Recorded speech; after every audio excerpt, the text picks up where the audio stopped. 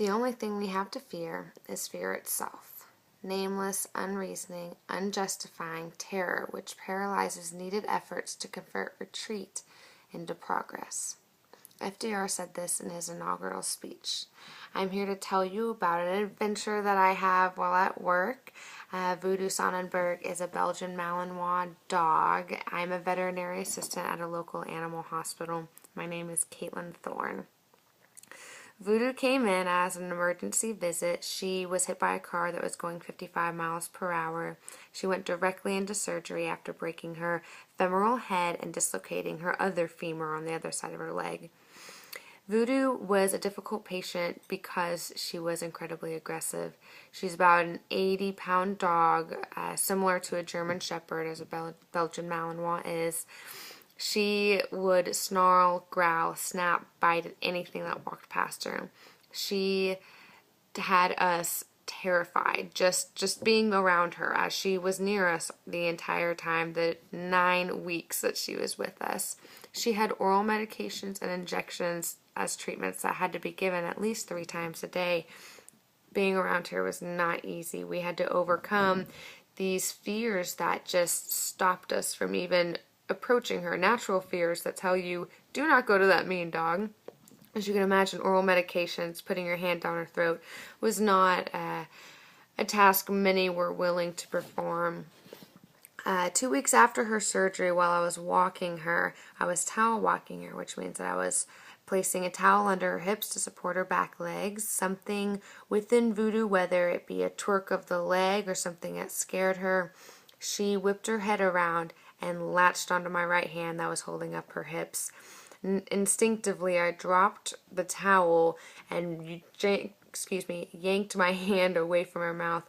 Unfortunately, there was no budging those jaws. I was helped immediately by standbyers, but I was very much so scarred emotionally, as I could barely approach Voodoo without shaking with fear.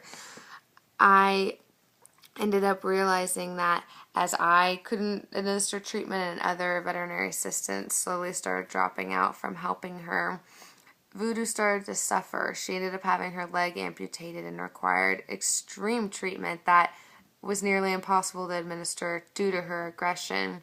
You started to see that it wasn't me that was suffering from not giving her treatment, but it was Voodoo who was suffering because I was afraid of her. Other veterinary assistants realized the same, and it was an epiphany of a moment whenever we realized that fear was inhibiting us and inhibiting Voodoo from getting better.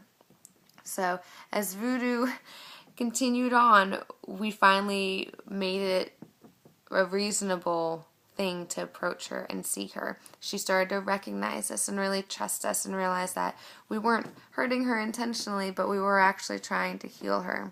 So as time passed, maybe 4 or 5 weeks later, we were successful. Voodoo turned around, sort of.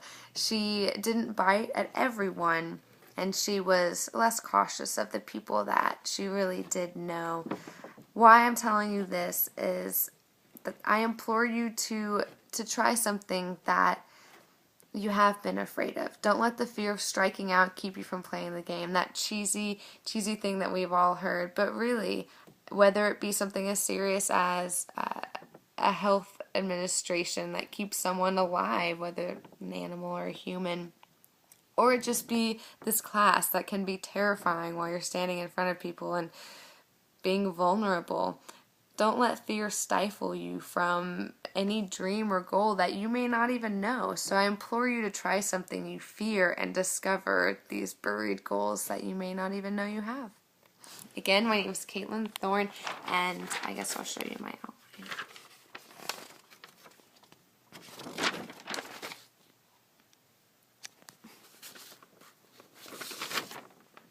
This is really difficult on a cell phone.